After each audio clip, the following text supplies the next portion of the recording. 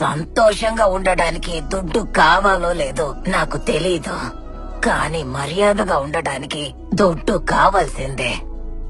జీవితంలో బతకడానికి ఎవరైనా దుడ్డు అవసరం లేదు అని చెప్పినారంటే వాళ్ళకి దుడ్డు సమస్య లేకుండా బతుకుతున్నారు కాబట్టి అట్ట చెప్తున్నారని అర్థం. అట్టంటోళ్ళ మాటలిని మీరు కూడా అట్టాగే బతికినారంటే ఎట్టాగే అమ్మా నగలు దాచిపెట్టినాదా, అయ్యా అమ్మ సొత్తు ఇవ్వకపోతారా అని పక్క వాళ్ళని అడుక్కుంటూ తిరగాల్సి వస్తది.